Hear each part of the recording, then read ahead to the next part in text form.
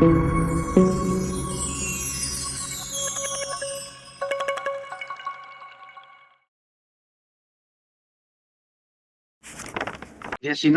de octubre del año 2025... vamos a tocar el tema de el Evangelio. Oremos. Amado Padre Celestial, Creador de los cielos y de la tierra, Señor, rogamos, Padre, que seas tú hablándonos, sé tú nuestra mente, nuestro corazón, nuestro ser entero para recibir esta palabra, Señor. Cuando fue entregado el Evangelio, fue tan claro, tan sencillo, y a través de la historia los nicolaitas se han confundido tanto que aún encontramos que en el mismo mensaje hay tanta gente confundida enseñando obras en lugar de gracia, legalistas, la gran mayoría, Padre. Ayúdanos, Señor, a no caer en ningún extremo. Permítenos ser humildes delante de tu presencia y rendir nuestros corazones y rendirlo todo, Señor, rendir nuestra sabiduría, nuestro intelecto, para que seas tú hablándonos, Señor, que podamos humillarnos bajo la poderosa mano de Dios, para que tú, Señor, nos des la revelación al tiempo debido. Lo pedimos en el nombre de Jesucristo, tu Hijo amado. Amén. Romanos capítulo 1, versículos 16 y 17, dice así. Luego Efesios 1:13. Vamos a tocar estos dos. Porque no me avergüenzo del Evangelio, porque es poder de Dios para salvación a todo aquel que cree, al judío primeramente y también al griego. Porque en el Evangelio la justicia de Dios se revela por fe y para fe, como está escrito, mas el justo por la fe vivirá. Y Efesios capítulo 1, versículo 13 dice, en él también vosotros, habiendo oído la palabra de verdad, el evangelio de vuestra salvación, y habiendo creído en él, fuisteis sellados con el Espíritu Santo de la promesa. Dios bendiga su palabra, pueden tomar sus asientos, hermanos. Vemos que el evangelio de Dios es poder a aquel que cree, pero también, después de haber creído, dice, fuisteis sellados con el Espíritu Santo de la promesa.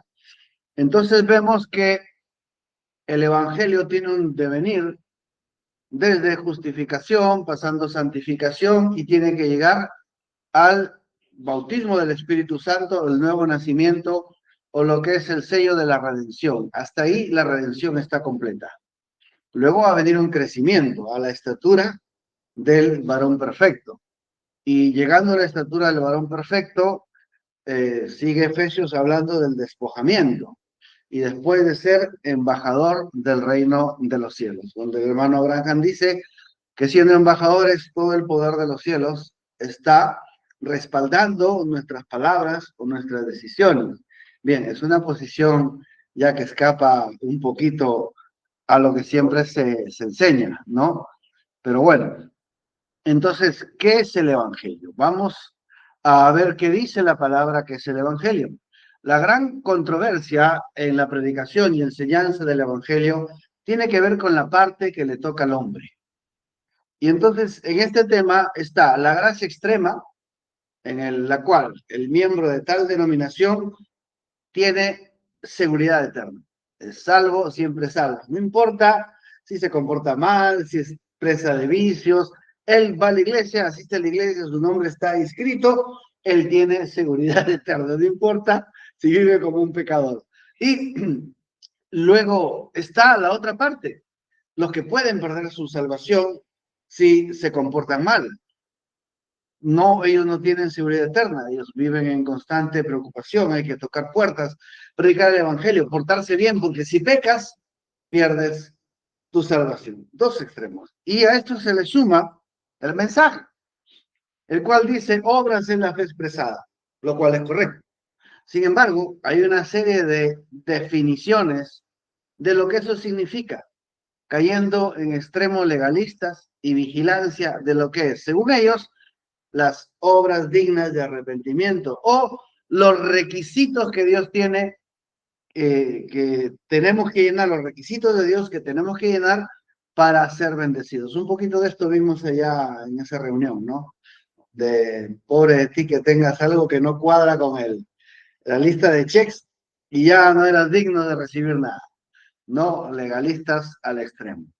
Bueno, hermano, hay tres cosas que no debemos hacer con la palabra, sobre todo hablando del Evangelio. El profeta dice, primero, malinterpretar la palabra, colocar mal la palabra y dislocar la palabra. Estuve tratando de entender qué era esto, felizmente ahí está. Malinterpretar la palabra es dar interpretaciones humanas mediante razonamiento o explicaciones procedentes de fuera de la misma palabra. Se nos dice que solamente Dios es su propio intérprete y Dios interpreta su palabra al cumplirla. Y la palabra, al cumplirse, cuando la palabra se cumple, tiene su propia explicación. Para todo aquel que viene detrás siguiendo el camino de la revelación. Cuando algo sucede, entonces las cosas son explicadas. Pero ¿qué hace el hombre? El hombre interpreta con su razonamiento. Tenemos, por ejemplo, el caso de San Agustín de Hipona, ¿no? ¿Quién era este tipo? Un obispo allá por África, en la ciudad de Hipona, y él se dedicó a escribir, era un intelectual, como Calvino, y él escribía, y cuando encontraba algo en la palabra que no lo comprendía, entonces iba y consultaba a los filósofos griegos. O sea, a esos tipos, estos satanistas, adoradores de ídolos que sacrificaban niños, a él les consultaba. Y entonces San Agustín de Hipona propone qué cosa es el alma y qué cosa es el espíritu. Y esa ha sido una gran controversia a lo largo de la historia que aún hoy día los creyentes no pueden resolver simplemente qué es el alma y qué es el espíritu. Siguen las controversias por culpa de que este hombre toma e introduce en la palabra explicaciones de fuera de la palabra. Entonces luego cuando viene la explicación sencilla del mensaje, no la podemos entender. Y siempre queremos resolver. ¿Ven? Siempre el hombre está tratando de resolver. Dice, grande es el misterio de la piedad. Resolvieron la piedad porque era la Trinidad. ¿No? Y si no es la Trinidad, se van por unidad. Siempre lo resuelven. La Biblia dice que es un misterio, pero ellos son más inteligentes que la Biblia. Ese es el problema y eso significa malinterpretar la palabra. Tomar explicaciones de fuera de la palabra. Colocar mal la palabra. ¿Qué significa colocar mal la palabra? Es colocar a Dios fuera del tema. Cuando ponemos énfasis en la obra del hombre, la inteligencia del hombre, y no vemos a Dios a través del hombre, ni vemos la obra de Dios en cada paso de la historia. Si no vemos a Dios en cada parte de la Biblia, entonces estamos colocándolo fuera, colocándolo mal. El típico caso, por ejemplo, la enseñanza de que los apóstoles en el aposento alto estaban unánimes juntos orando. Y por eso vino el Espíritu Santo, porque ellos estaban unánimes. Ahí la promesa. O sea que si ellos no hubieran estado unánimes y no hubieran estado orados, pasaba el día 10º, 11º, 12º y tenemos todo el plan de Dios fuera de tema porque ellos no estaban unánimes. O sea, poner énfasis en la obra del hombre. ¿Ven? Claro que tenían que estar unánimes y juntos estaban persiguiéndolos, los estaban buscando. Claro que iban a estar unánimes juntos y claro que iban a estar orando. ¿Ve? Pero no fue a causa de eso que vino el Espíritu Santo. Claro, este tema se toma para evangelizar, para decir todos tenemos que estar unidos, lo cual es cierto, pero no es a causa de eso que vino el Espíritu Santo. El Espíritu Santo viene a causa de la promesa, a causa de que el tiempo exacto de Dios estaba siendo cumplido. Entonces, poner al hombre como que si él no cumple algo, entonces Dios ya no tiene cómo trabajar, está errado. ¿Ven? Dios trabaja a través del hombre. ¿Sí? O trabaja con el hombre, o trabaja para el hombre, pero siempre es Dios. Amén. Entonces no podemos colocar mal a Dios fuera del cuadro. ¿Y qué cosa es dislocar la palabra? Esto es cuando se aplica el mensaje de una dispensación o de un pacto para aplicarlo en otro tiempo o al presente. Cuando tratamos de predicar el mensaje de Noé, hermano, juntemos madera porque tenemos que hacer un arca. Ya, bueno, eso es fácil de entender. Pero el mensaje de Moisés para aplicar la ley en el tiempo y la gracia, hermanos, eso, dislocar la palabra, es asignar obras o actividades fuera de su tiempo, fuera del diseño de Dios para tales cosas. Sobre todo, predicar las obras de la ley, disfrazadas como evidencia del pacto de gracia, o exigir ciertos logros espirituales para recibir el nuevo nacimiento. Hermanos, no existen tales cosas en el Evangelio, sino la obra absoluta de Jesucristo por nosotros. Eso de vencer pecados sin el nuevo nacimiento es un absurdo para Dios. Acéptelo y Él se encargará de cambiar su ser.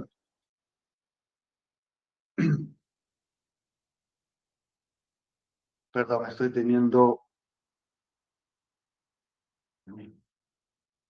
Hermano, si me quiere acabar la batería. Ya, así. No importa el nombre del pecado, si fumar, emborracharse, codiciar lo que no se debe, si es el miedo a la gente por cambiar su vestimenta, el uso de su cabello y todo ello, esas cosas las quita Jesucristo sin esfuerzo de su parte. Y ahí he puesto en el material una cita muy clave acerca de un hombre que no puede dejar el cigarro. Y le decía, hermano Granja, si yo pudiera dejar el cigarro, yo sería cristiano. Hermano Granja le dije, deje, no se preocupe, recíbalo primero. Dice que él lo recibió y le dijo, hermano Graham, todavía tengo ganas de fumar. No se preocupe, hermano, dijo el profeta. Yo le compro todo un paquete de cigarros para que te fume. Bueno, pasó un evento y simplemente el deseo de fumar se fue. ¿Ven? Pero, ¿qué hacemos nosotros? No, si no dejas de fumar no te puedo bautizar. Si no cambias tu vestimenta no puedes venir a la iglesia. Entonces ponemos requisitos que es como exigirle a la carne que se reforme, ¿no? O sea, tu carne se puede reformar. Entonces, ¿para qué fue el Evangelio? ¿Para qué fue el Evangelio si uno mismo se puede reformar? No tendría sentido. Quienes ponen por requisito modificar su comportamiento antes del nuevo nacimiento o como requisito para ser bautizado están dislocando la palabra. Siguen en el pacto de la ley y morirán en su pecado de autosuficiencia, porque eso es creerse mejores que la obra de Jesucristo. Entonces, con esto en mente, entremos en el Evangelio. El mejor tipo del Evangelio, el tipo, está en Israel, de Egipto a Jericó. O sea, Moisés y Josué son la clave para entender qué cosa es el Evangelio. Y entonces, si nosotros podemos entender los tiempos y los tipos por los cuales pasó la redención de Israel en cuanto a Dios, vamos a entender qué cosa es el Evangelio. En primer lugar, vamos a ver Israel bajo la sangre. ¿Sí? En Éxodo 12:7, 13 dice, tomarán de la sangre, este es el sacrificio del cordero, ya pasaron las plagas, ahora van a salir. Y entonces va a venir el ángel de la muerte y la sangre. Ahora, vamos, la redención por la sangre, ¿no? Tomarán de la sangre y la pondrán en los postes y en el dintel de las casas en que lo han de comer. Y la sangre será por señal, las casas donde vosotros estéis. Y veré la sangre y pasaré de vosotros. Y no habrá en vosotros plaga de mortandad cuando hiera la tierra. Y tomad, ahora, ¿cómo se aplica? Éxodo 12:22. Tomad un manojo de hisopo y mojado en la sangre que está en un lebrillo, y untad el dintel y los dos postes con la sangre que estará en el lebrillo. Y ninguno de vosotros salga de las puertas de su casa hasta mañana. ¿Cómo aplicamos la sangre? Dice el profeta, mediante una fe sencilla. Es fe en la sangre. Ven, fe en la sangre justificó a Israel y condenó a Egipto. Fe en la obra de alguien fuera. Ellos, los hebreos, no podían producir sangre de cordero. O sea, no se podían cortar las venas y poner su sangre. Eso no hubiera servido. Tenía que ser el cordero sin defecto, conforme a la palabra, conforme a la orden de Dios. y eso tenía que ser aplicado con ese hisopo, que dice que era la rama más común que había, la hierba, perdón, y con eso aplicarlo. Y ese es el símbolo de una fe simple, solo creer, ¿correcto? Y entonces Israel fue redimido de la condenación. Entonces fueron justificados y liberados de la condenación. La condenación era la muerte de los primogénitos. Ellos fueron salvos. La sangre aplicada con fe sencilla en Dios, que ha cumplido su palabra, que Dios ha cumplido su palabra, ha enviado al libertador la sangre que protege de la condenación, de la muerte y la destrucción. La sangre nos libra del juicio de Dios. Somos perdonados, libres por el poder de Dios. La sangre representa redención para el creyente y condenación y muerte para el incrédulo. Entonces solo tenían que creer y actuar en lo que Moisés les decía. Aplica la sangre. Punto. Ahora, ¿qué más había dentro de la sangre? Miren, aquí Israel simplemente está siendo receptivo, ¿correcto? Está recibiendo la instrucción de Dios y está creyendo en ella. Nada más. Ahora, sanados por redención dentro del mismo acto. Recuerdan que ustedes recuerdan que ese cordero tenía que ser comido dentro de la casa. ¿Sí? En el Salmo 105, versículo 37 dice, lo sacó con plata y oro y no hubo en sus tribus enfermos. Se relata que a medida que comían el cordero, cuya sangre estaba en la puerta, ellos sanaban. Adentro, mientras estaban participando de la Pascua, mientras comían el cordero, el ciego recibía la vista. Al manco le crecía una mano, al cojo le crecía una pierna. Al tullido era liberado. Y a la mañana siguiente, cuando sonó el shofar, esa trompeta de cuerno de carnero, todos en Israel estaban sanos y completos, perfectamente liberados físicamente de las heridas de los capataces de Egipto. Todas esas heridas, todos esos maltratos, mutilaciones, completamente sanados. Entonces tenemos la redención por la sangre trae libertad de la condenación. Ahora también trae sanidad. ¿Qué más trae? Prosperados en la redención. En Éxodo 11, versículos 2 y 3 dice, habla ahora el pueblo y que cada uno pida a su vecino, cada una a su vecina, alhajas de plata y oro. Y Jehová dio gracia al pueblo en los ojos de los egipcios. O sea, fueron a pedir y Dios había preparado el corazón de los egipcios para darle, ¿no? En el capítulo 12, versículos 35 y 36, después, al día siguiente de la muerte de los primogénitos, dice, e hicieron los hijos de Israel conforme al mandamiento de Moisés, pidiendo a los egipcios alhajas de plata y oro, vestidos. Ahora, esa gente debía estar resentida. Como sus hijos están vivos, aquí en la casa tenemos un muerto por culpa de ellos, y sin embargo tocan la puerta, piden plata, oro, y les dan. ¿Ven cómo Dios preparó el corazón de los egipcios para darles, y ya que se vayan, que se vayan, que se lleven eso? Israel salió de Egipto con riquezas.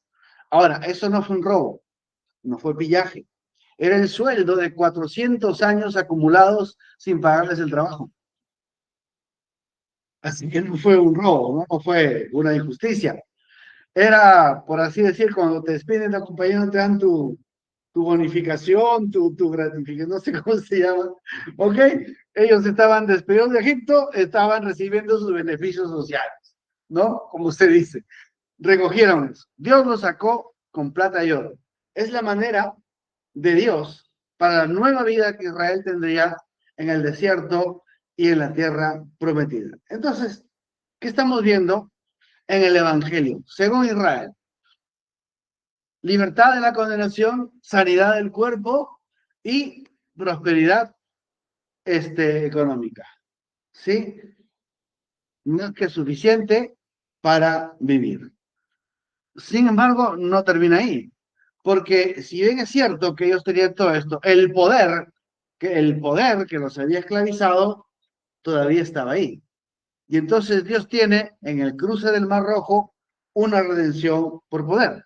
En Éxodo 14, versículos 3 y 14 dice, Moisés dijo al pueblo, bueno, ubiquémonos, Ellos fueron llevados por la nube y la columna de fuego a es como una playa encerrada entre montañas, con un solo camino de acceso. Eso está justamente frente al Mar Rojo. Y el mar. Entonces, de pronto Israel mira, ahí viene el ejército de Egipto para matarlos, para hacer una carnicería, para destruir a los líderes y seguramente regresar a los niños a que sigan una generación más de esclavos. Entonces Moisés dice al pueblo, no temáis, estad firmes. ¿Qué tienen que hacer ellos? Pararse, estar firmes. Esto es, hermanos, esto es una decisión en el corazón. ¿Sí? Y ved la salvación que Jehová hará hoy con vosotros, porque los egipcios que hoy habéis visto, nunca más para siempre los veréis. Jehová peleará por vosotros y vosotros estaréis tranquilos. Éxodo 14, 28 al 31. Y volvieron las aguas y cubrieron los carros y la caballería. Bueno, sabemos que todo el ejército de Egipto muere en el Mar Rojo, tratando de seguir el cruce de los hijos de Israel hacia la tierra prometida. ¿Y eso qué fue? La destrucción total del poder de Egipto. El poder de la incredulidad, el poder del pecado, el poder del temor, el poder de la muerte que les podía ocasionar, toda la fuerza de Egipto completamente destruida. Ahora, ¿qué hacía Israel? Quedarse quietos, firmes en el reposo, ver y creer lo que Dios hacía y demostraba su contundente poder contra la tierra pecaminosa. ¿Ven? Esto fue la culminación de todo el castigo que Dios hizo sobre Egipto. Egipto representando el pecado. Y entonces aquí tenemos el Evangelio tipificado en la salida de Israel. ¿Ven? La clave era ver, creer y quedarse quieto. Es la constante invariable desde la redención por la sangre hasta la salida del desierto. Y este punto es clave. ¿Ven? Todo lo que tenían que hacer era ver, porque ellos vieron las plagas, pero tenían que creer. ¿Ven? Cuando Moisés llega al pueblo y dice, miren la serpiente convertirse, perdón, la vara convertirse en serpiente, miren la mano, la metió saco leprosa, la volvió a meter en. Dice, el pueblo vio y creyó. ¿Correcto? Entonces, el Evangelio es primero ver, lo cual significa entender, ver, porque nosotros ahora a través de la historia tenemos que ver esto. Amén. Lo vemos a través de la historia. Pero luego creer lo que estamos viendo, lo que se nos está predicando, lo que estamos leyendo en la palabra y quedarnos quietos, firmes. Ese quedarse quietos, hermanos, es tomar una decisión. Esto va a seguir. No es todo, no es todo, pero esta es la parte hasta acá. Amén. Ahora viene la santificación en el desierto, porque todo lo que ha obtenido Israel ha sido la condenación de Dios contra el pecado y la redención por la sangre, y vamos a decirlo así, justificación en el bautismo del Mar Rojo, porque hay un versículo que dice Israel fue bautizado en el mar. Amén. Entonces, ok, hasta ahí tenemos la justificación. Ahora viene la santificación del desierto. Ustedes saben que Israel no sale solo, sino que sale una multitud mezclada.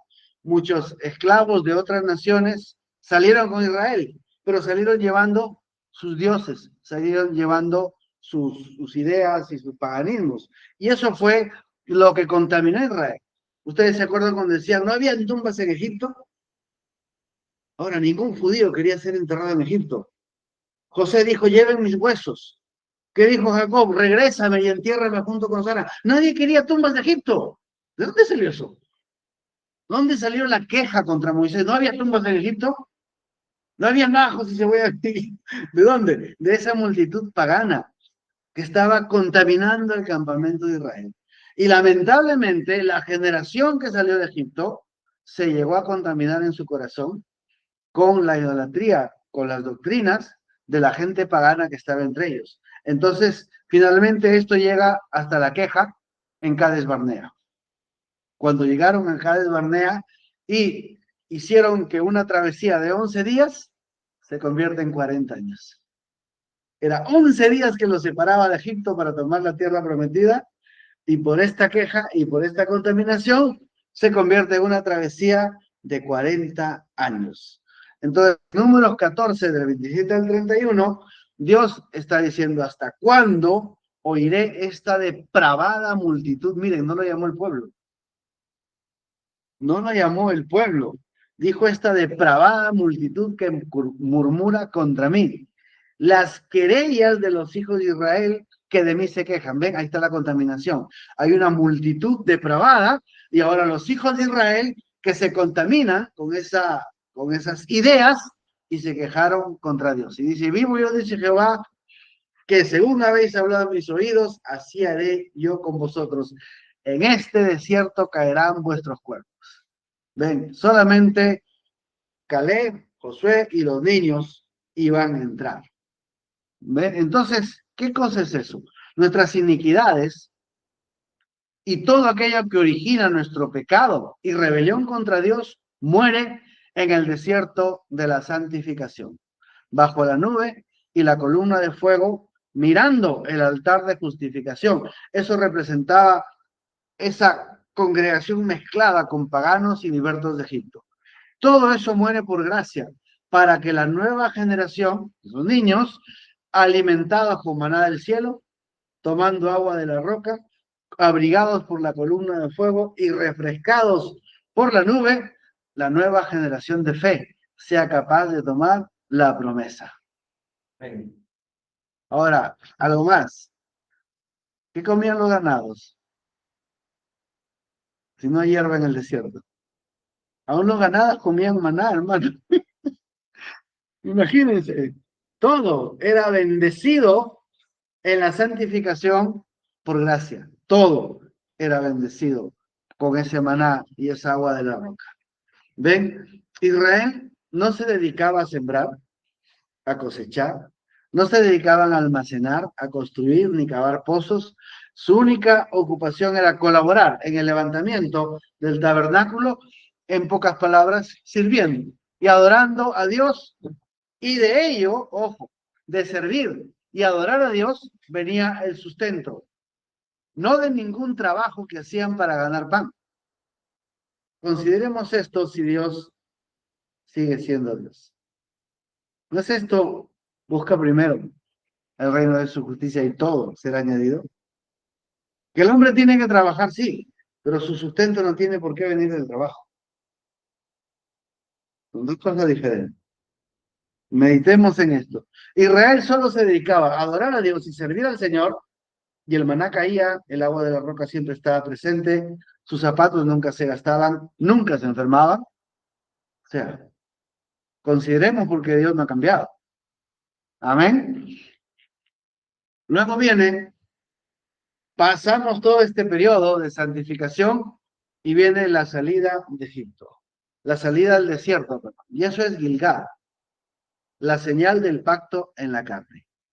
Ahora, aquí hay un punto de quiebre, un punto de cambio entre ver, creer y estar firmes a otra situación de acción mediante obediencia.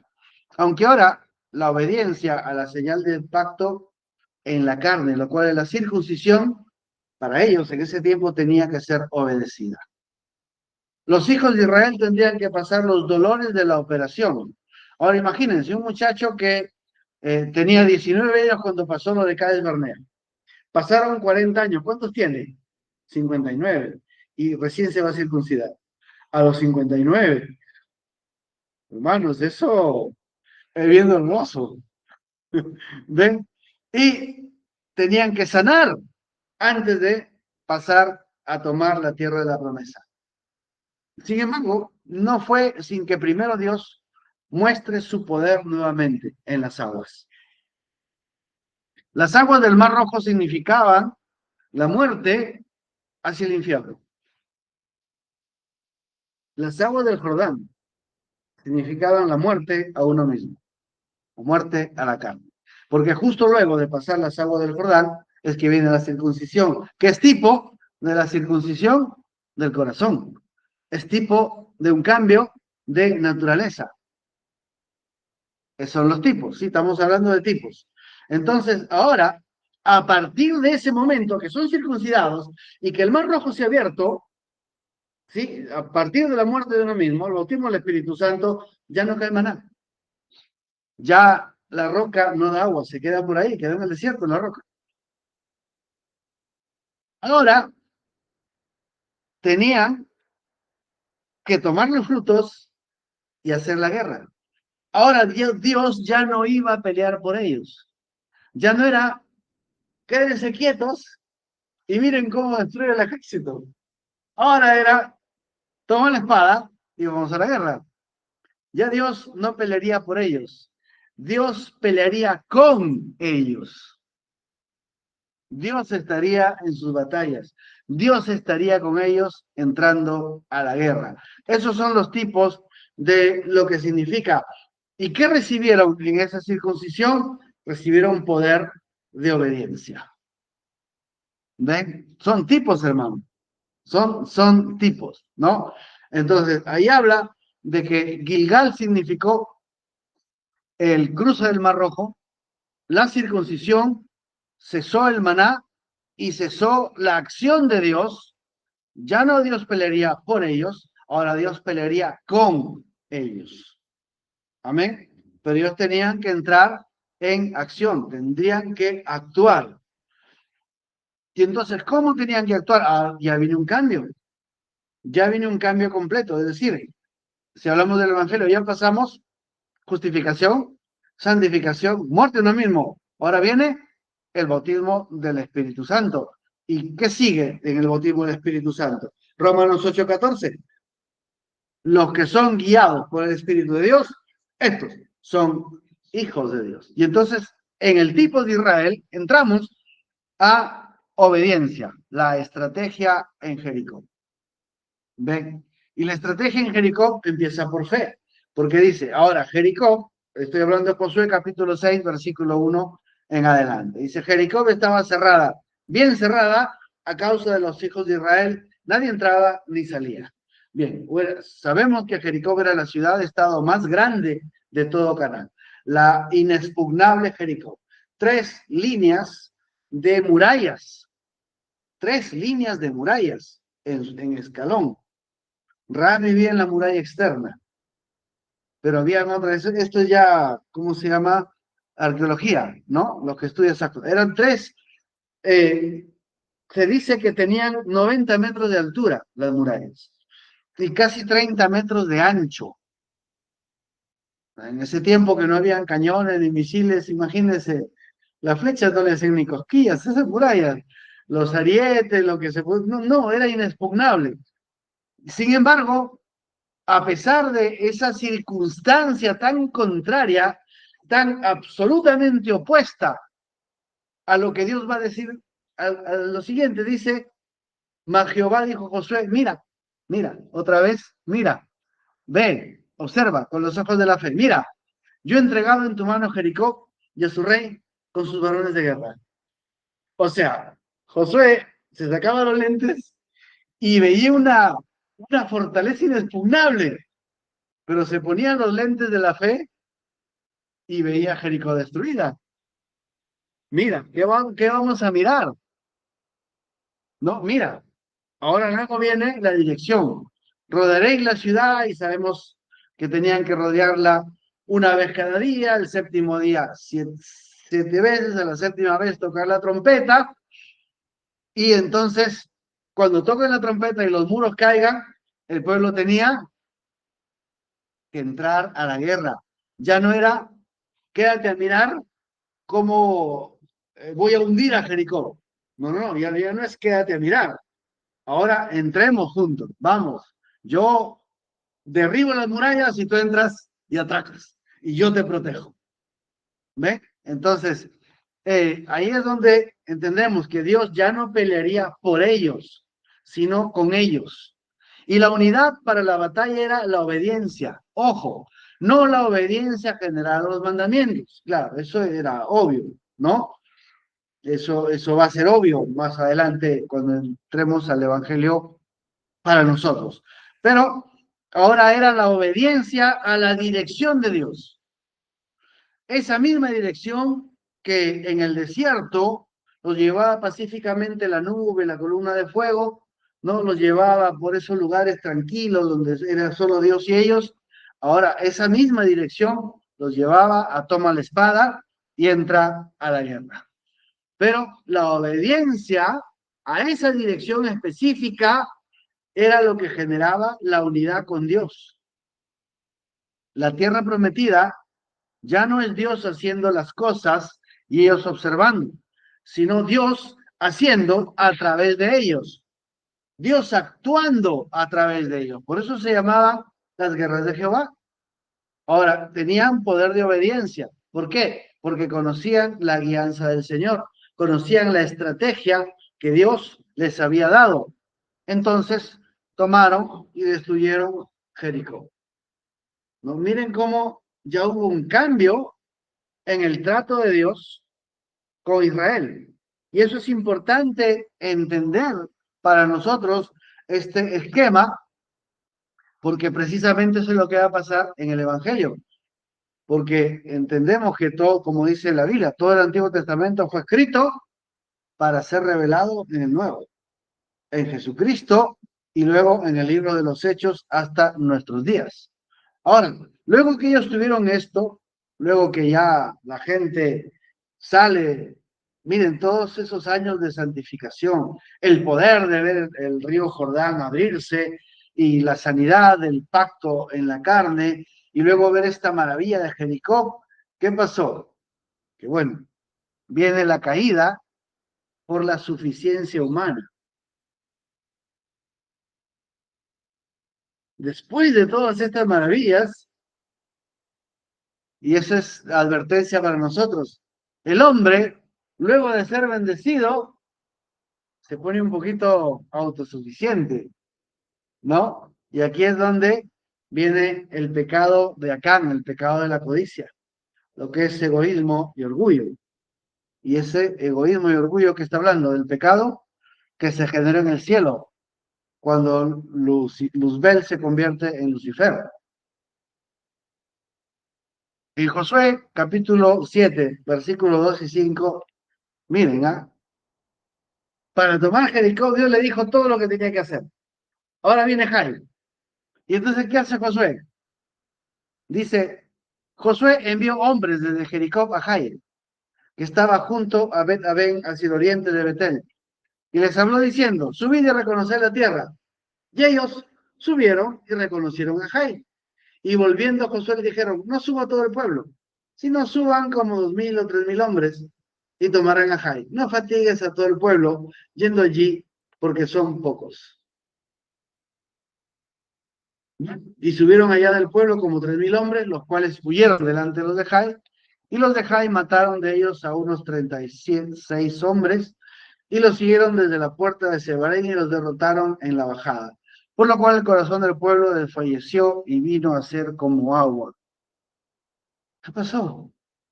Luego del cruce del Jordán, la circuncisión, ellos recibieron dirección de Dios para vencer a Jericó.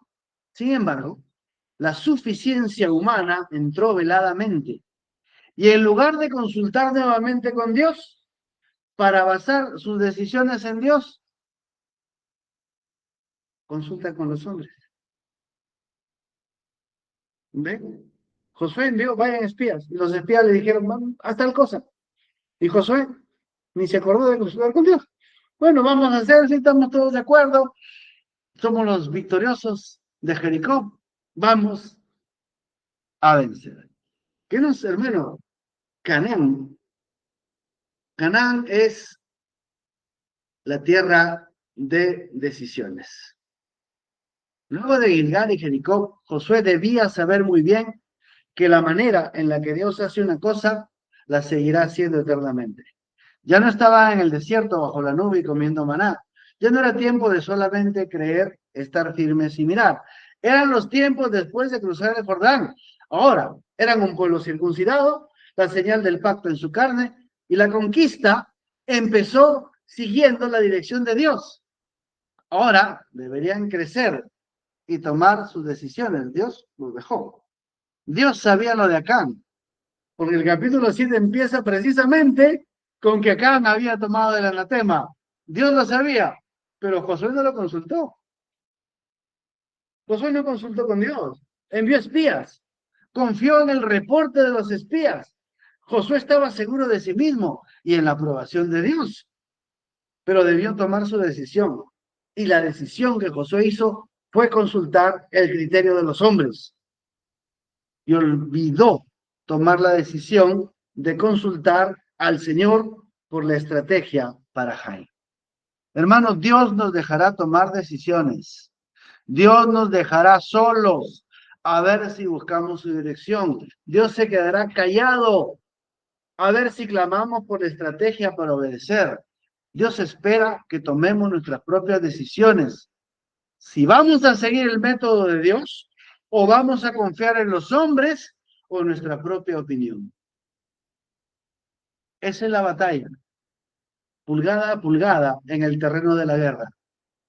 ¿Recuerdan que el hermano Graham decía, tenemos que luchar por cada pulgada? ¿Cómo? Tomando decisiones, hermano.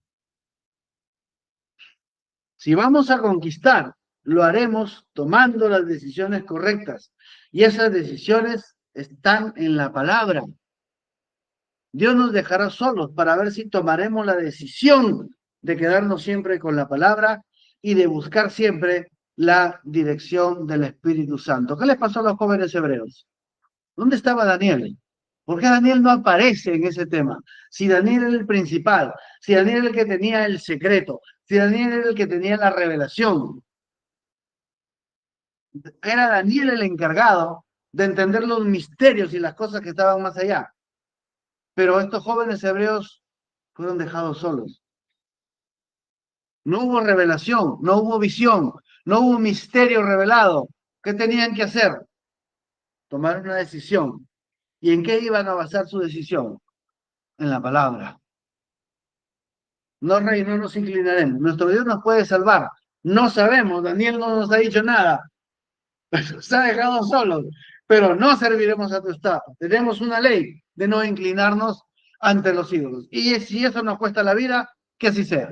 ¿Ven? Tomaron su decisión. Y Dios nos dejó caminar hasta el horno de fuego, hermano. ¿Ven? Entonces tenemos que, ese es nuestro crecimiento. Eso es lo que nos toca hacer, tomar decisiones. Josué tomó la decisión de confiar en el hombre, siguió la estrategia de los espías y no la de Dios, y fue derrotado. Simple. Fue derrotado por una condición que escapaba a su conocimiento. Él confió en lo que pensaba que sabía. Bueno, Dios está con nosotros, ya hemos vencido, los espías me han dicho, son pocos, tienen razón. Él no sabía lo de acá. Y eso es, esa condición que no sabemos, esa es la que nos puede derrotar, hermano. ¿Ven? Cuando un creyente toma sus decisiones solo, sin consultar a Dios, normalmente es el pecado presente del orgullo. Ese orgullo que corrompió a Satanás. Puede tener el rostro de la autosuficiencia, excesiva confianza en lo que conocemos, pero yo conozco, yo sé acá lo que tengo que hacer, eso es lo que dice, correcto. Ese rey acá tomó esa decisión. Oye, Ramón de Galá nos pertenece. Acá está escrito que Ramón de Galá tiene que ser de Judá. Vamos a tomarla. Y Josafat fue con él y derrotado. Claro, estaba en la escritura, pero no era la estrategia de Dios. Había pecado en Israel. Había pecado en acá, en ese rey. Perdón, se me va el nombre. ¿Correcto? Que el que estaba con Jezabel. Había pecado en Israel. Dios no iba a respaldar eso si no está quitado el pecado primero. Entonces, cuando pensamos que ya sabemos y no nos humillamos para preguntar a Dios, un enemigo oculto puede estar en el centro del fracaso. En este caso fue Acán. Acán había tomado el anatema, lo había escondido y Dios dijo, no los voy a acompañar. Hasta que no quiten y no destruyan el anatema, no estaré con ustedes. Lo tienen que ubicar y lo tienen que quemar. ¿Ok? Y Dios les dio un día para pensar. Ahora, ¿por qué Acán tomó ese lingote de oro? ¿Lo necesitaba? No. Acán tenía oro y plata. Él salió con oro y plata de Egipto. ¿Sí o no? Salió con oro y plata.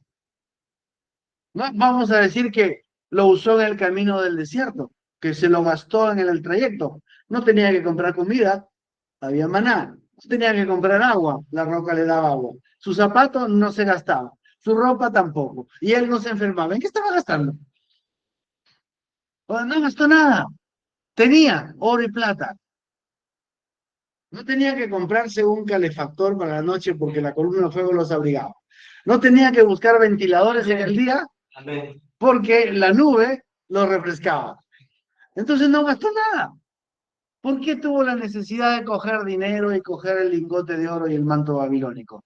No, no había ninguna necesidad, pero era su autosuficiencia. Dios le proveyó todo. Él solamente tenía que creer, mirar y estar firme. Y con eso salió con la plata y oro de Egipto intactos, que no lo gastó en nada. ¿Por qué pensó que necesitaba más oro? Codicia. Codicia es egoísmo. Egoísmo viene del orgullo. Entonces, Acán y la codicia que representa tuvo que morir. Murió en el valle de Acor. ¿Ven? Y Israel tuvo que arrepentirse. Israel tuvo que seguir la estrategia de Dios. Dios le dijo, tomen familia por familia, casa por casa, hasta que van a dar con el culpable. ¿Ven? ¿Y Dios qué dijo? Háganlo mañana. Dios siempre misericordioso da tiempo para reflexionar y arrepentirse, porque eso fue anunciado. Mañana vamos a ubicar al culpable. ¿Qué noche habrá pasado acá, pobrecito? Yo no creo que haya podido dormir, ¿no? Él estaba orando, buscando, arrepintiéndose. Lamentablemente, la sangre de un animal no era suficiente. ¿Ven? Dios dio tiempo para arrepentirse, para consultar con el Señor, para enfrentar sus consecuencias. ¿Correcto? Bueno, él aceptó lo que venía. Aceptó, confesó, nos dio esa bella enseñanza del Valle de Acor, la puerta de esperanza, la salida, el arrepentimiento, la corrección, morir a uno mismo cada día. ¿Ven? Pablo decía, cada día muero, pero no había muerto cuando recibió el último el Espíritu Santo, sí, pero cada día tenía que morir. ¿A qué? Hermanos, a esa autosuficiencia, a ese pensar que sabemos que podemos tomar buenas decisiones, que podemos generar una estrategia, pero no es así. Entonces, ¿cuál es la acción que nosotros debemos seguir? ¿Qué acción siguió Josué? Porque, hermanos, esto es lo que nos toca vivir a nosotros. Estos son los tipos que nos toca a nosotros. Oír la instrucción y obedecer la estrategia. Después de todo esto, Jehová le dijo a Josué, no temas ni desmayes, toma contigo toda la gente de guerra y levántate y sube a Jai. Mira, otra vez, mira. Vamos, empezamos. ¿Ven cómo empezó con Jericó? Mira.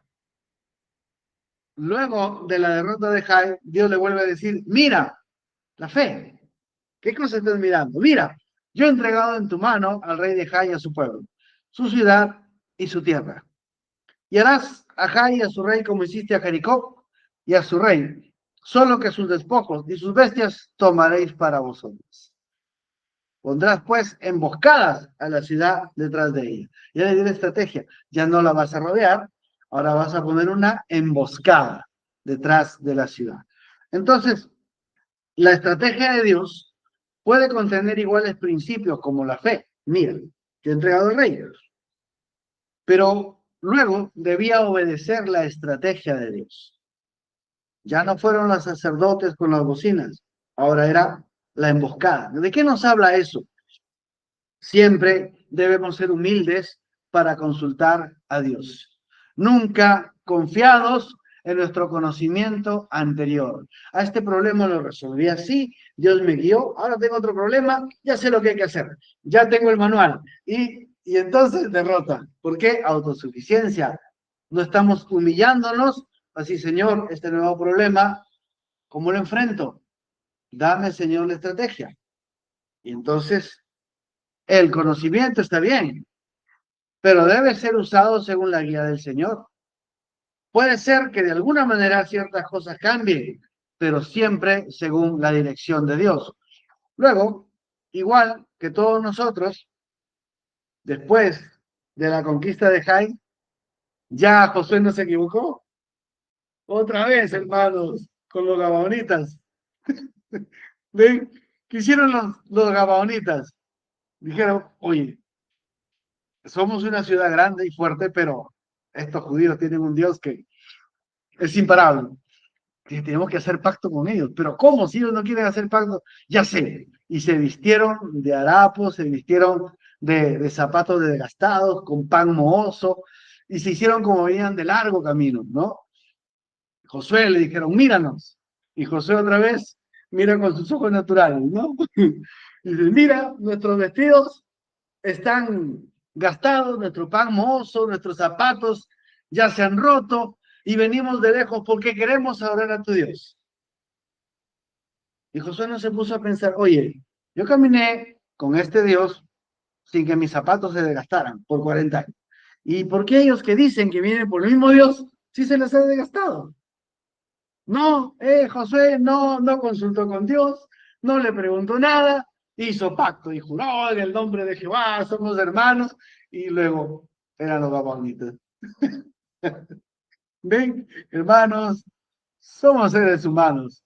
Siempre cometemos el error de pensar que sabemos las cosas, que tenemos inteligencia, que tenemos conocimiento y no nos humillamos a consultar la voluntad del Señor, ¿no? Entonces, bueno, Josué tuvo que otra vez, ya bueno, ya les había jurado, ahora los tenía que defender. No podía ahora contradecir un juramento, en ese tiempo se hacían juramentos, en el nombre del Señor los tenía que proteger. Entonces, ¿qué hicieron los otros reinos? Quisieron vengarse. Se juntaron 5 reinos para atacar a Gabaón. Y entonces, ahora sí, Josué va y le pregunta a Dios, Señor, ¿qué hago? Viene un ejército muy grande de 5 naciones, tengo que proteger a estos que ya cometí el error de jurarles en tu nombre. ¿Qué hago, Señor? ¿Ve? Entonces Dios le dio la estrategia. Dios le dijo, ve de tal forma, de tal manera. Y ahí, hermanos, ahí se extiende una gran lección para nosotros. Porque cuando Josué está batallando contra esto, aceptando el error de que ahora va a tener que convivir con los gabaonitas, ahora tiene que convivir con ellos y protegerlos. Pero ahora tiene que seguir haciendo las guerras. Ya se le hizo problema, ¿eh? 2 frentes ahora.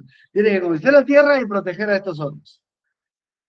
Bueno, ya, pero dijo, ya, acepto mi error, voy. Señor, ¿qué hago? Anda y pelea de esta manera. Y fue y peleó. Pero ¿qué pasó? La guerra era tan grande que ya se estaba ocultando el sol. Y Josué se dio cuenta, ven, en su línea del deber, ojo, ¿hay espacio para tomar decisiones propias? Sí, pero solo en la línea del deber. No fuera. ¿Qué cosa es la línea del deber? Cuando Dios te manda a hacer algo. Cuando Dios te manda a hacer algo. Hay una historia de un inglés, Murray creo que era. Él tenía un orfanato para niños y lo sostenía solo con oración. Y lo invitaban a predicar y eso fue por los tiempos de Wesley. Y el tipo era muy poderoso en oraciones. Y dice que una vez Dios le dice, anda a tal isla a predicar. Ustedes saben que Inglaterra pues son muchas islas, ¿no? Anda a tal lugar y predica, él tenía que cruzar el mar. Y entonces, yendo, lo estaban llevando en el carruaje y vino una niebla que cubría, que no podía ver, el tipo, ni el caballo veía. Como pudo, llegaron al puerto.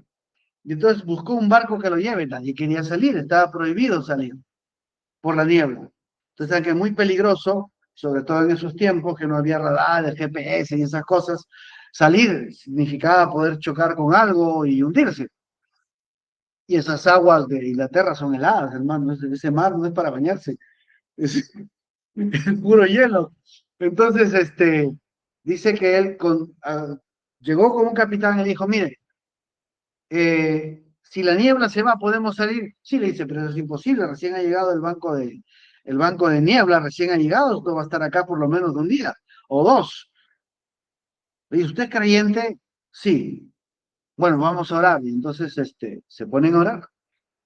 Y Murray le pide al Señor que quite la niebla. ¿Por qué? Porque él estaba en la línea del deber, él tenía que ir a esa isla y la niebla se estaba interponiendo y él tenía que obedecer a Dios. ¿Entiende, hermano? Cuando Dios te manda a hacer algo y algo se interpone, estás en tu línea de deber. Entonces Murray dijo, Señor, quita este banco de nieve, quita este banco de niebla, perdón, ¿no? Y entonces terminó de orar y se paró y el capitán le dijo, ¿y no va a esperar que yo ore? Murray le dijo, usted no cree, por favor, párese nomás y vamos. Y delante de sus ojos, en poco tiempo, la niebla se dispersó y el sol empezó a brillar. Y este capitán decía, pero ¿cómo hizo eso? Pues ¿por qué? ¿Por qué tenía Murray, este predicador, la certeza de que esa niebla iba a salir? Porque estaba en la línea del deber. Dios le había dicho, anda a tal lugar y él tenía que ir. Nada, no hubiera, si hubiera sido tormenta, hubiera sido lo que sea, se tenía que calmar y tenían que cumplirse las condiciones. Ahora, Josué, y esa es una lección para nosotros, si estamos en la línea del deber, si estás en tu camino al bautismo del Espíritu Santo, si estás en tu camino a la estatura del varón perfecto, estés en lo que estés haciendo para Dios y estás en la línea del deber y algo se interpone, no interesa lo que sea. Josué dijo, estoy en la línea del deber y estos se están dispersando y si se reúnen voy a tener al pueblo cansado para mañana. Tiene que ser ahora. Sol, detente en Gabaón, luna en el valle de Jalón. Y estuvo casi por todo un día más, casi 24 horas, el sol detenido. ¿Para qué? Para que Josué cumpla la estrategia que Dios le dio. Amén. Entonces, si hay un lugar para decisiones, tenemos que tomar decisiones, pero siempre en base a la palabra, siempre bajo la estrategia de Dios, siempre en la línea del deber. Entonces, hermanos, en todo este devenir entre Moisés y Josué está el Evangelio, lo que nos toca a nosotros vivir. Eso lo vamos a resolver esta noche, ¿sí? Vamos a tocar tipo por tipo para ver dónde es que estamos. ¿Cuándo me toca pararme y cuándo me toca tomar la espada? Amén. Cuando me toca ver lo que Dios hace y cuando me toca actuar para conquistar. Amén. Esa es la parte importante del Evangelio. Pero ¿cuál es la meta final, hermano? ¿Cuál es la meta final? Porque el enemigo como que inserta una idea en la cabeza, ¿no? Como que ya viene el Señor, ya nos vamos en el rapto y la vida acá en la tierra no arde mucho. Ya, que el diablo nos haga lo que quiera, que nos meta la cola a la boca, que nos orine la ropa, como esos perros que tú te pasas y alguien te orina la ropa y te hace una desgracia. No importa, así debe ser la vida de un cristiano derrotado en la tierra porque va a tener un cielo.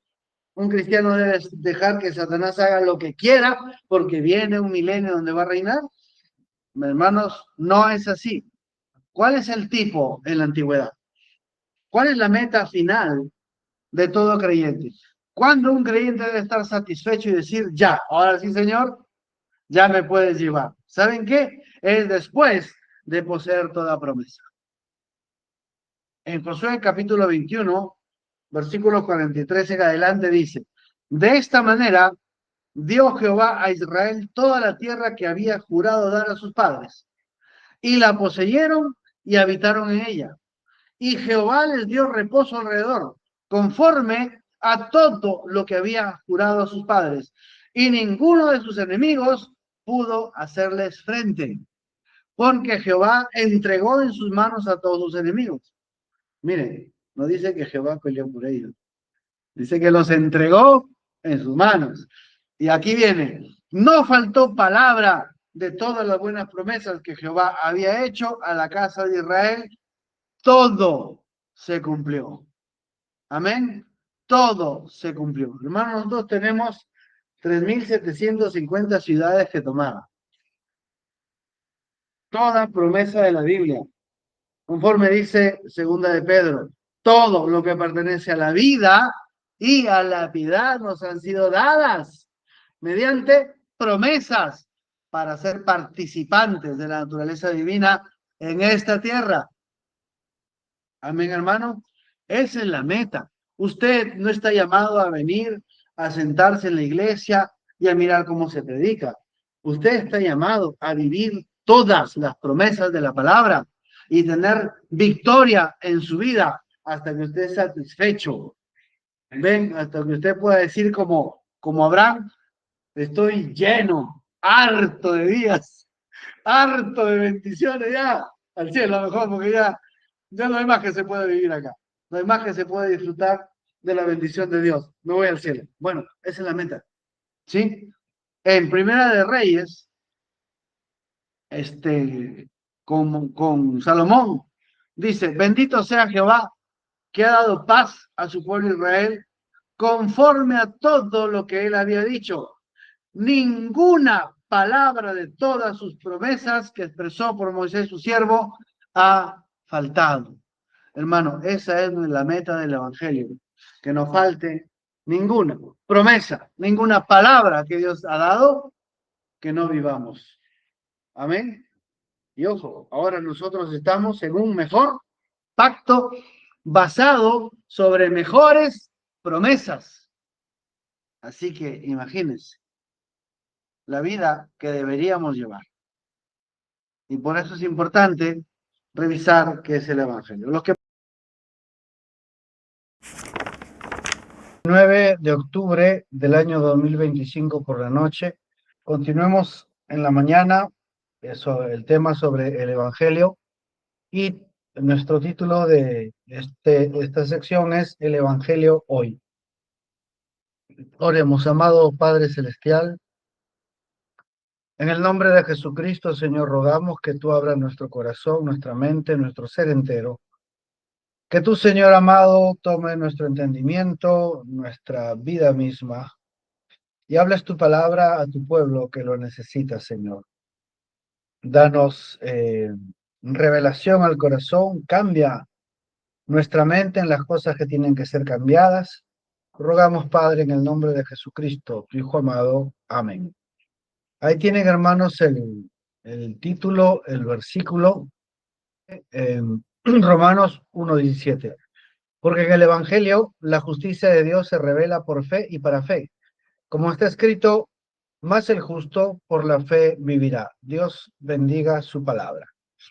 En la mañana vimos todos los tipos acerca del Evangelio que están graficados en la travesía de Israel con Moisés y con Josué.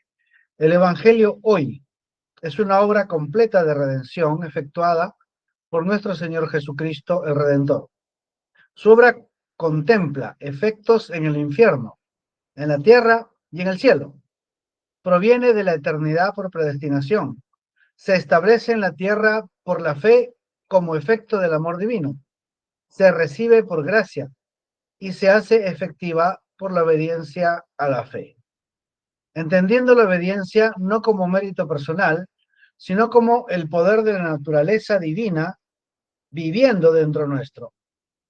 Habiendo o existiendo un cambio de naturaleza y residiendo el poder de Dios dentro nuestro, es ese mismo poder que nos hace guardar sus preceptos y poner por obra sus mandamientos. Entonces, en Lucas 17:10 dice, así también vosotros, cuando hayáis hecho todo lo que os ha sido ordenado, decid, siervos inútiles somos, pues lo que debíamos hacer hicimos. Esto significa que la obediencia no produce mérito. Ahora bien, regresemos a los tipos del Antiguo Testamento, Israel sale de Egipto bajo la sangre del Cordero. Y esa sangre es aplicada sobre el dintel de la puerta como señal usando el hisopo, lo cual significa que es una fe sencilla, es una fe simple, la fe simple de decir y de afirmar para nosotros, esto es la verdad. Ahora, esa sangre, Jesucristo la toma y en Mateo capítulo 26, versículos 27 y 28 dice, tomando la copa y habiendo dado gracias, les dio diciendo, bebed de ella todos, porque esta es mi sangre del nuevo pacto que por vosotros, que por muchos es derramada para remisión de pecados. Entonces, el nuevo pacto, que significa la concesión de Dios por gracia, se basa en el pago de la perfecta justicia de Dios, que demanda la muerte del pecador. Todo pacto de sangre del Antiguo Testamento, desde el de Adán, cuando Dios les hizo las túnicas de pieles a Adán y Eva, Abel, Abraham, David, etc. Todos ellos incompletos, es un pago incompleto, pues la naturaleza de inocencia de la oveja no podía venir sobre el pecador, pues la sangre del animal, inocente en acciones, no cubría el pago para comprar inmortalidad. Un nuevo pacto basado en la sangre creada de Dios en el cuerpo nacido virginalmente tenía el poder de impartir vida eterna, sacar a los santos de la cautividad en el infierno, el paraíso, y trastocar la realidad presente, introduciendo el evangelio para redención. El derramamiento de esta sangre permitía que la naturaleza de la vida que estaba en la sangre, la vida de Dios, regrese dentro del creyente para una nueva vida. En Lucas 24:47 dice que se predicase en su nombre el arrepentimiento y el perdón de pecados en todas las naciones, comenzando desde Jerusalén. Y Hebreos 9:22, la última parte dice, y sin derramamiento de sangre no se hace remisión. Entonces nosotros salimos del Egipto espiritual mediante el derramamiento, mediante la fe en el derramamiento de la sangre del Hijo de Dios. Entonces, ¿qué redención? Vimos que el punto importante en este estado de la redención, es decir, de la salida de Egipto hasta Gilgal, es solamente ver, creer y quedarse quietos. Ver, creer y quedarse quietos. Son la constante invariable desde la redención por la sangre hasta la salida del desierto. Este punto es clave. Todo lo que vamos a señalar desde este punto en adelante tiene que ver únicamente con fe. Esto es precisamente lo que requiere el pacto de gracia y solamente debe ser gracia, y para que se mantenga la gracia como gracia, solo puede ser por fe, sin añadir ninguna obra. Nos vamos a sorprender un poco cómo es que la costumbre religiosa nos ha engañado y tomamos algo que es una obra y la disfrazamos de gracia o como una parte importante de la gracia, siendo aquello precisamente el añadido del pacto de obras de la ley, la confianza en la propia capacidad de cumplir la palabra de Dios. Pero veamos, ¿qué hay en el Evangelio para nosotros? Ya vimos los tipos, ahora veamos lo que nos corresponde del Evangelio a la novia gentil de este tiempo.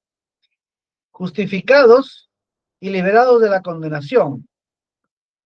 Eso es el tipo de la muerte de los primogénitos.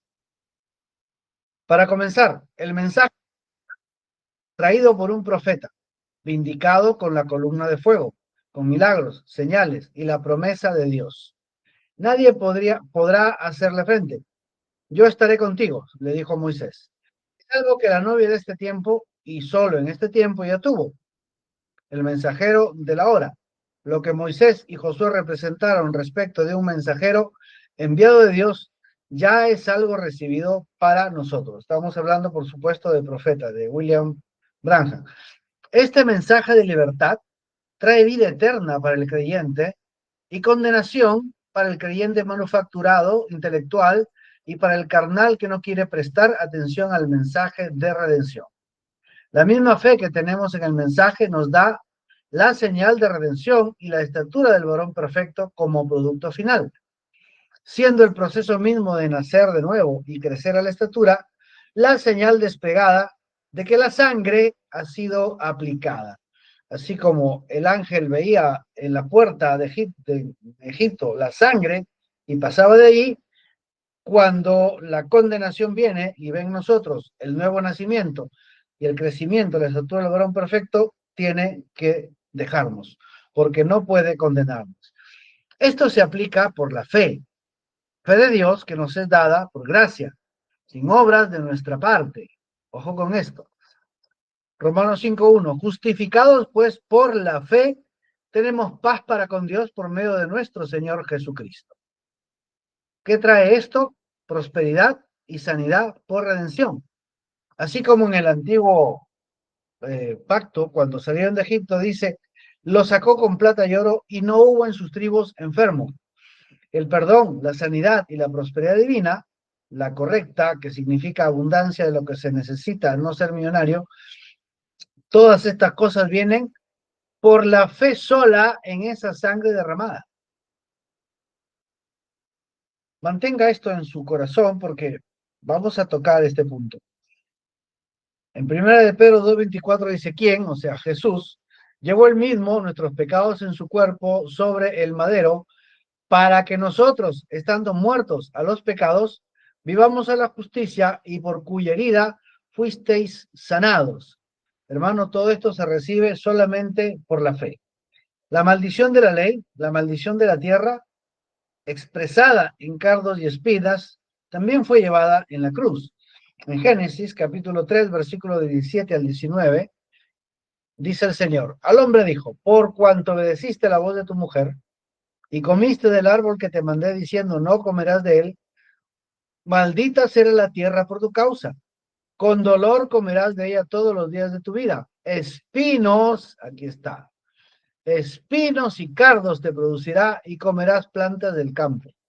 Con el sudor de tu rostro comerás el pan hasta que vuelvas a la tierra, porque de ella fuiste tomado, pues polvo eres y al polvo volverás. La maldición del trabajo, entendido como traba, que viene de travalium, es esa bola que le ponían unido a un grillete en el tobillo del esclavo mediante una cadena. Ese es el travalium, la esclavitud, trabajar y no producir para uno mismo, la improductividad de las acciones humanas, la fatiga, el cansancio, la frustración hasta la muerte, son la maldición de la tierra. Esta maldición se expresa en las espinas. En Juan 19:5 dice, y salió Jesús llevando la corona de espinas y el manto púrpura. La maldición de la tierra, la pobreza, coronando de castigo al Redentor, y el manto de púrpura, el sarcasmo y la burla a la simiente real, el rechazo de la creación a su creador. Todo esto fue llevado en el castigo de nuestra redención. ¿Qué produjo esto? Segunda de Corintios 8:9. Porque ya conocéis la gracia de nuestro Señor Jesucristo, que por amor a nosotros se hizo pobre, siendo rico, para que vosotros con su pobreza fuiseis enriquecidos, no empobrecidos, sino enriquecidos.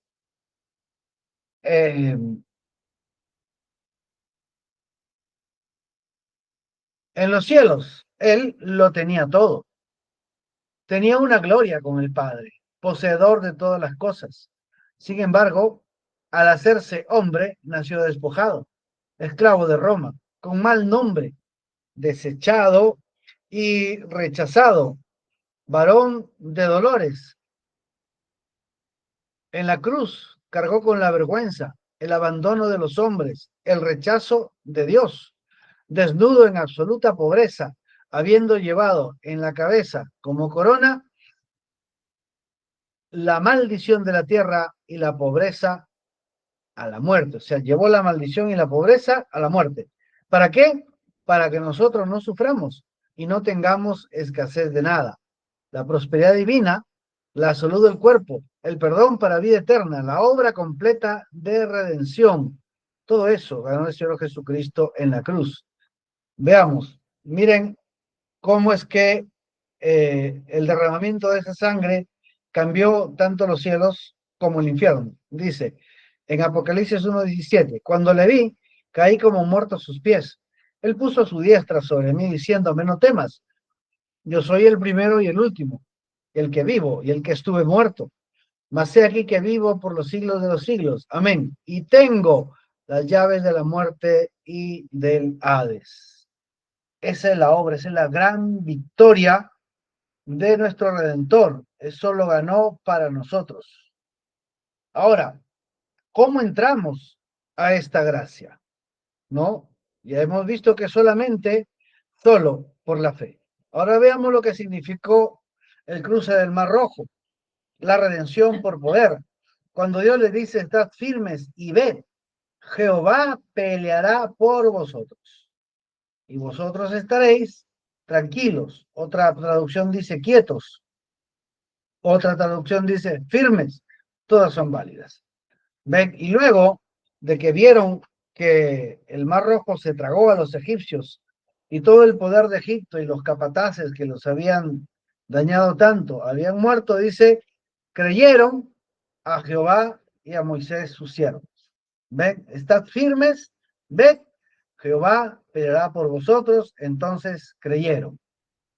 Toda esta fe que trae perdón, trae sanidad, trae prosperidad, es efectivamente aplicada en el pacto del bautismo bíblico. Es un pacto porque trae promesa. Si tú obedeces, y esto no produce mérito, pero si tú obedeces, entonces recibirás la promesa. Hechos 2, 38, 39. Pedro les dijo, arrepentíos y bautícese cada uno de vosotros en el nombre de Jesucristo para perdón de los pecados y recibiréis el don del Espíritu Santo. Porque para vosotros es la promesa, el don del Espíritu Santo, y para vuestros hijos y para todos los que están lejos, para cuantos el Señor nuestro Dios llamare. Esto representa el cruce del Mar Rojo. En primera de Corintios 10, versículo 2 dice, todos en Moisés fueron bautizados en la nube y en el mar. Interesante. El mar, agua líquida, la nube, bueno, es agua, pero en otro estado gaseoso, ¿no? Como decir los bautismos en agua y en espíritu. Pero eso significó el cruce del Mar Rojo, el bautismo, para nosotros, Hechos 2:38. Ahora, el tipo de la santificación en el desierto y el sistema económico de servir a Dios. En Números 14, 27 al 31 vemos la queja de la congregación mezclada. ¿Y eso qué significa? Que todo lo que nosotros puede producir conductas pecaminosas son quitadas por gracia, por la fe en la promesa de Dios. ¿Fe en qué promesa? Primera de Tesalonicenses 5:23.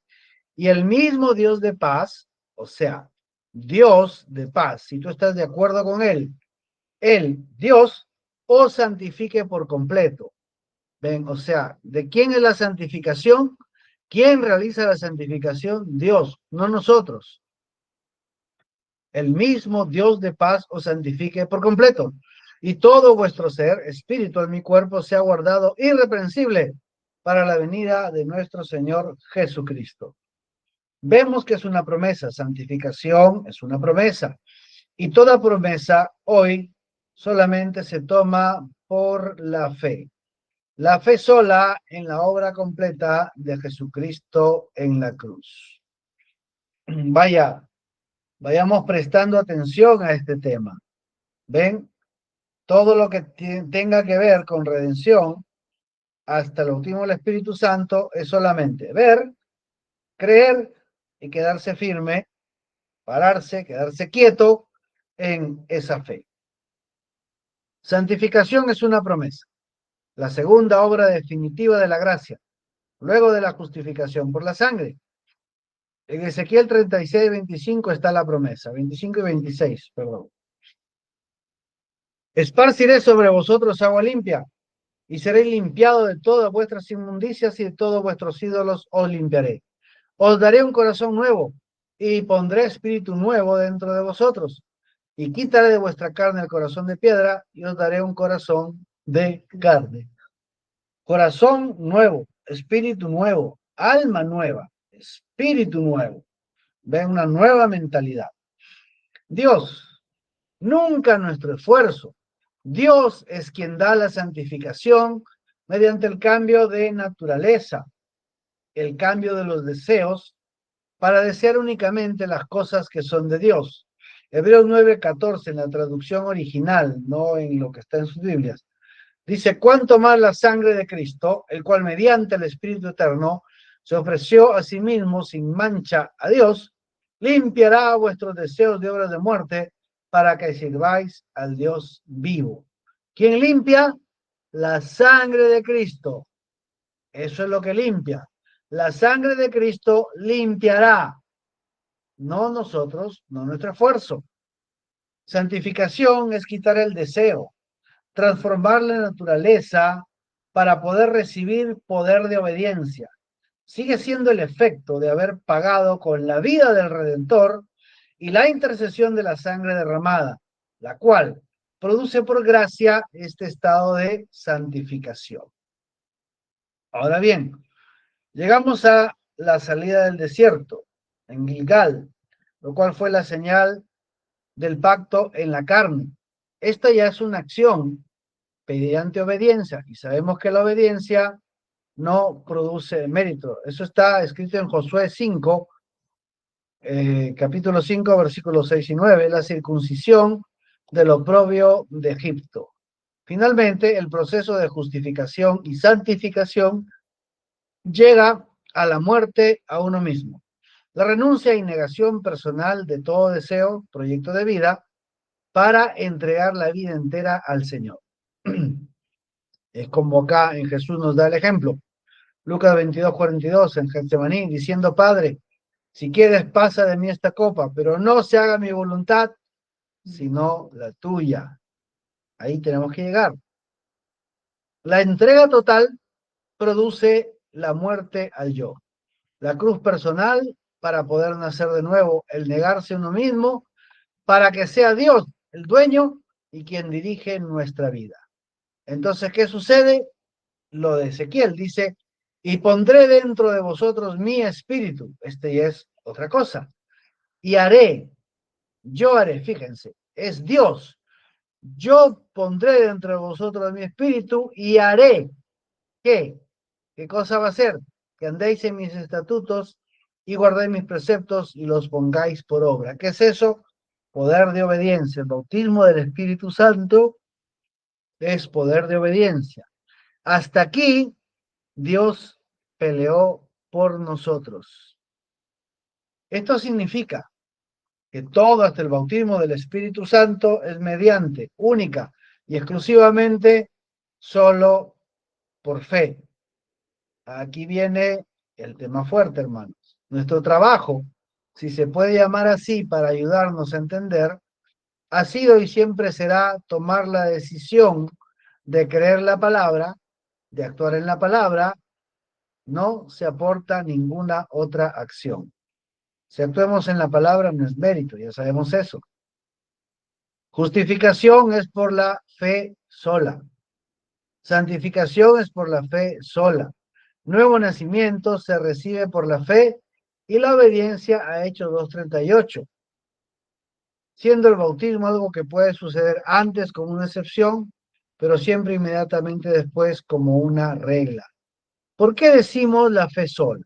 A ver, atención aquí.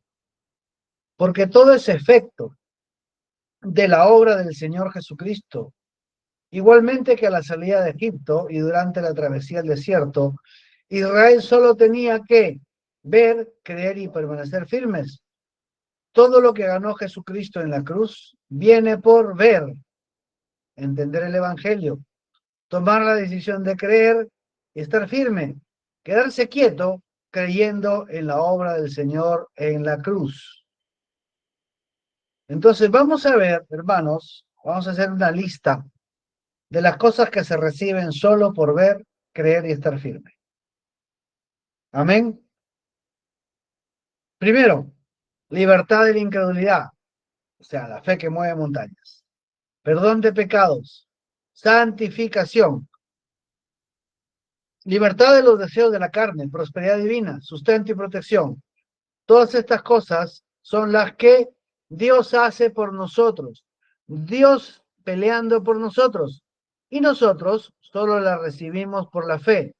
Fe sola, sin nada más. Ahora bien, hasta aquí estamos claros.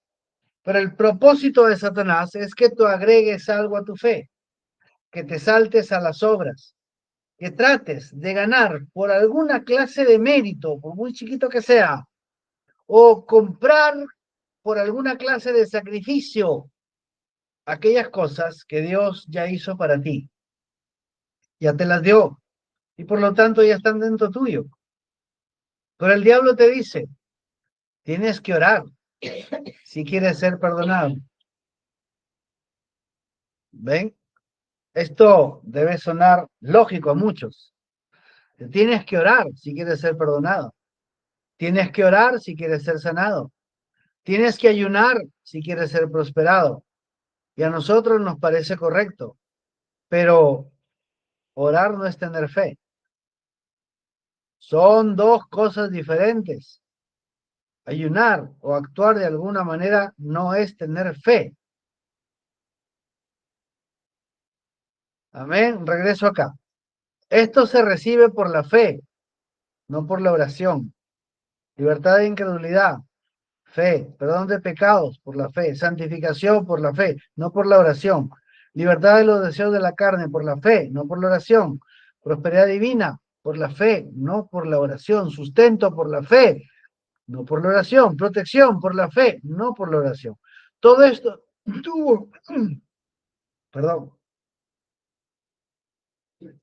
todo esto tuvo Israel solamente por ver, creer y permanecer firme, mirando que Dios lo hace.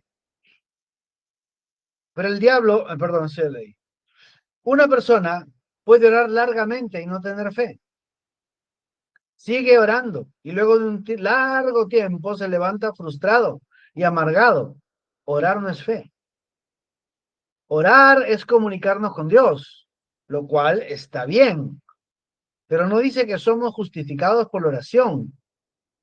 Ojo, no dice que somos justificados por la oración, dice que somos justificados por la fe. Somos sanos por la fe, no por la oración. Tocaremos Santiago 5, 14 y 15. Y esto confunde a algunos. Dice, ¿está alguno enfermo entre vosotros? Llame a los ancianos de la iglesia y oren por él, ungiéndole con aceite en el nombre del Señor. Y la oración de fe salvará al enfermo, y el Señor lo levantará. Y si estuviera en pecados, le serán perdonados. Esta es la traducción más correcta. Allí dice que llame a los ancianos. Este es un creyente ya nacido de nuevo. Está enfermo porque está en pecado. Es decir, se mantiene en su error, en incredulidad o en rebelión. Por eso llama a los ancianos y debe también confesar la ofensa. Tómenlo junto con el 16, dice, confesad vuestras faltas unos a otros y rogad los unos por los otros para que seáis sanados. La oración del justo, obrando eficazmente, puede mucho. Así que esta persona que tiene que llamar a los ancianos es porque los tiene que llamar para confesarles la falta que ha tenido. Pastor, ha estado criticándote.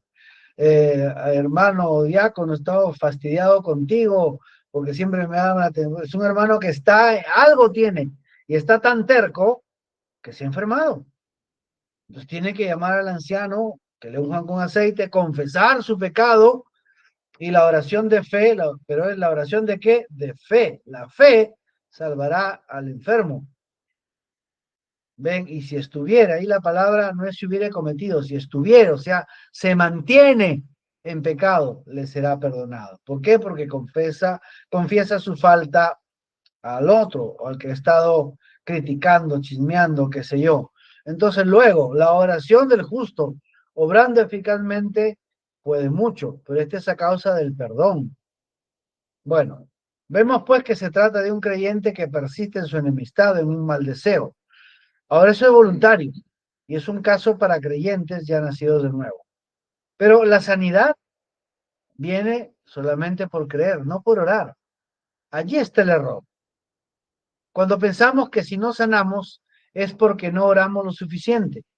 Eso parece muy piadoso, pero la sanidad está en el tema de solo ver, creer y mantenerse firme en esa fe, no por obras que podamos hacer. Allí está mucho engaño en el Evangelio, tratando de comprar por méritos y obras personales, como estar orando largas oraciones, lo que solamente viene por fe, creer y permanecer firme. Ver, creer y permanecer firme. Por ejemplo, Ana oró, pero no por fe, sino porque estaba comunicando a Dios su angustia, derramando su corazón. La fe le llegó después, cuando tomó las palabras del sumo sacerdote, y la revelación llegó en forma de paz y alegría a su corazón. ¿Y qué estaba haciendo mientras oraba? Derramando su corazón delante de Dios. Estaba contando, comunicando al Señor su angustia. Pero no fue la oración lo que le dio la libertad, sino la fe. ¿Oró? Sí. ¿Oró para la libertad? Sí. ¿Pero qué se la dio? La fe. La prosperidad también es algo que llega por solamente ver, o sea, saber que Dios te ama y te bendice, creer que es para ti y permanecer firme creyendo hasta que se materialice esa provisión. Igual que en el caso del Espíritu Santo, Jesús dijo, esperen, aguarden, quédense quietos hasta que llegue la promesa. El mensajero dijo, esperar, no es orar. No estamos negando la oración, porque tenemos mandamiento, orar sin cesar. Pero la oración es una cosa y la fe es otra. Muchos oran sin tener fe, por eso no reciben. Pero les han enseñado que si oran recibirán. Y no es así. La oración solamente comunica y la fe es la que trae las cosas. Jesús fue muy claro. Dijo, todo lo que pidas orando, esto es comunicando tu claro y objetivo deseo a Dios. Creyendo. Eso es fe. Es otra cosa. Otra cosa diferente de la oración, una cosa es lo que pidas orando y otra cosa es creyendo. Eso es fe, aceptando que ya lo has recibido, entonces lo recibirás. ¿Se entiende? Son dos cosas diferentes. La oración comunica, pero la fe lo trae. Fe es creer que ya es, llamar las cosas que no son como que ya son. Y ahora son tiempos de ver, entender la promesa, la obra, creer que ya lo tienes y permanecer firme en esa fe para todo lo que tú necesites. Es la obra en la cruz. Y Satanás tratará de confundirte que necesitas agregar largas oraciones, ayunos y sacrificios personales. Es como que diga, vamos a reescribir Romanos 1:17. Mas el justo por la oración vivirá. No, así no dice. Así no dice. Orar está bien, pero es diferente a la fe. Ayunar está bien, pero es algo que debe dirigirte el Espíritu luego de ser lleno de él. Así lo enseñó el Señor. Si quieres fe, por ejemplo, quieres fe que mueve montañas, primero ver, entender qué es ello. Efesios 2:8 dice, porque por gracia sois salvos por medio de la fe. Y esto no de vosotros, pues es don de Dios. ¿Ven qué cosa es? La fe es un don de Dios. ¿Ok? Ahora, Santiago 1:17, ¿qué dice? Toda buena dádiva y todo don perfecto desciende de lo alto, del Padre de las luces, en el cual no hay mudanza ni sombra de variación. Entonces, ¿qué cosa es? Todo don perfecto. ¿Qué significa eso? Que la fe que ha recibido es fe perfecta. Es fe perfecta, es la fe de Dios, por lo tanto puede mover montañas. Es algo que ya lo tienes. Si lo ves, lo entiendes. Ahora, cree que lo tienes. No necesitas orar como un añadido o una condición. Creer es una cosa, orar es otra. Ambas necesarias, pero tienen propósitos diferentes. El diablo te dice, tienes que orar lo suficiente, tienes que ayunar si quieres esa fe. No dice eso la palabra. Dice que es un don que viene por gracia. Solamente debemos creer y tomar la decisión de no dudar. Pero cuando el enemigo nos vende la idea de que tenemos que hacer el suficiente mérito mediante la oración, o la oración desesperada para lograrlo, o la oración del sacrificio, entonces estamos fuera de la gracia. ¿Podemos esperar en oración? Claro que sí, pero también podemos esperar sentados, sin orar, como los discípulos en el aposento alto cuando vino el Espíritu Santo de la promesa. Podemos hacer lo mismo que ellos, siéntate a creer y permanece esperando que ya tienes. ¿Qué? Libertad de la incredulidad, perdón de pecados, santificación, lo que necesites. Libertad de los deseos de la carne, prosperidad divina, sustento, protección. Todas estas cosas ya están dadas. Tú puedes sentarte a creer que ya lo tienes y mantenerte firme hasta que suceda sin tener la necesidad de orar. Y como fuimos enseñados, recuerda en la clase de nuestro hermano John, no es que Dios te dará la fuerza para vencer, es que Dios ya lo ha hecho, ya venció por ti, ya te pertenece, es tuyo. Eso es lo que toca respecto de los beneficios de la cruz, solo por la fe, por ver, entender o revelación, y por permanecer firme en esa fe. Esta es la batalla pulgada a pulgada por la tierra de promesa. Tomar la decisión de creer, tomar la decisión de permanecer firme en esta fe y esta decisión hasta que suceda. Esa es la batalla pulgada a pulgada. ¿Por qué dice pulgada a pulgada? Es promesa a promesa. Tienes que tomar la decisión de saber que estás perdonado, de saber que Dios te ama y quedarte allí firme. Yo sé, yo creo. Ahora, puedes sentarte a esperar y creer y seguir permaneciendo en esa fe sin orar, solo creyendo, o que estás sano. ¿Qué nos toca? Decidir si vamos a creer. Esa es nuestra batalla. Vean, Josué decidió creer. Con nosotros está Jehová, nos comeremos como pan a esos gigantes y sus ciudades fortificadas. ¿Qué decidió Israel? La congregación mezclada, no parecemos langostas, no vamos a poder, regresemos a Egipto. Tomaron su decisión y pagaron por ello. Por supuesto que si alguien lleno del Espíritu, perdón, por supuesto que si alguien está lleno del Espíritu, va a querer orar, claro que sí. Si es guiado al ayuno, él quiere ayunar. El Espíritu le está llevando. Pero son cosas diferentes a la fe, no condicionantes a la fe. Todo lo que encaja en la obra de redención es por la fe, sola, solo creer y permanecer en la fe. A ver, aquí tienes un ejercicio a nuestras hermanas, las reto a que hagan este ejercicio. A mis hermanos varones yo sé que lo van a hacer. Siéntate en tu cama o en una silla, en un lugar privado o en tu cámara de oración. Siéntate a solo creer que eres lleno del Espíritu. Nada más. Esa es una promesa incluida en la redención. Solo necesitas fe. Si permaneces en esa fe, pronto verás las manifestaciones del Espíritu. Y claro que vas a orar y las muchas cosas que hace el Espíritu, pero son los efectos de la fe, no la causa. El diablo quiere que lo pongas al revés. Oras como la causa para tener el efecto de la fe. No, la fe es la causa, el efecto la oración.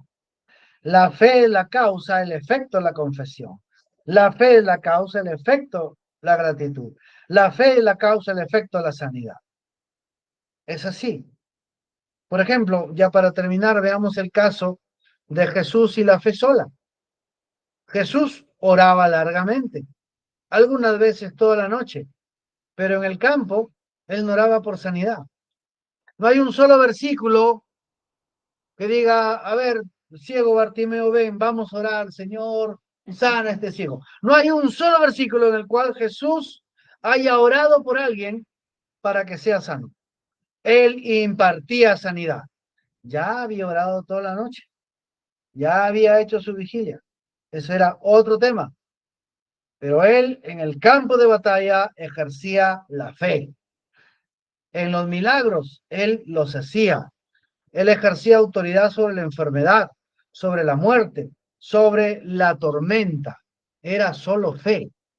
La única vez que oró públicamente fue para que la gente se entere de que Dios siempre lo oye. Padre, yo sé que tú siempre me oyes, pero por esta multitud te estoy pidiendo. ¿Ven? Pero habría podido hacerlo sin orar, solamente dando la palabra. La oración tiene su lugar y es necesaria, sí. El ayuno tiene su lugar y es necesario cuando eres guiado a ello, sí. Pero la fe es creer que ya tienes lo que Dios ha dicho, que te ha dado. Y los beneficios de la cruz, perdón, solo por la fe. Sanidad, solo por creer. No necesitas agregarle nada a solamente creer para ser sano. Que el diablo no te engañe diciendo, lo que pasa es que tú no oras suficiente. No, solamente quédate firme creyendo que ya estás sano, creyendo que ya eres perdonado, creyendo que tienes provisión, creyendo que tienes nuevo nacimiento. Todo eso viene por la fe y la fe solamente. Haz, hermano, este ejercicio y tú verás cómo a causa de la fe sola, la fe es la que te trae estas cosas. No necesitas los méritos de la oración. La oración es aparte. Amén. Que quede claro. Todo lo que pides orando. Esa es una cosa. Orar es comunicar tu petición. Creyendo por la fe lo recibirás. No por la oración, por la fe. La fe comunica, perdón, la oración comunica tu deseo. Ahora, Señor, yo creo que como ya te he comunicado mi deseo y tú me has oído porque vengo en el nombre de Jesucristo conforme tu voluntad, conforme una promesa, entonces yo creo que lo tengo. Eso es lo que trae. La fe te lo trae. Entonces, todo lo que se ganó en la cruz, toda esta lista, hermanos, permítanme ya con esto cierro, toda esta lista, creo que son 7 o 10 cosas que vimos por ahí.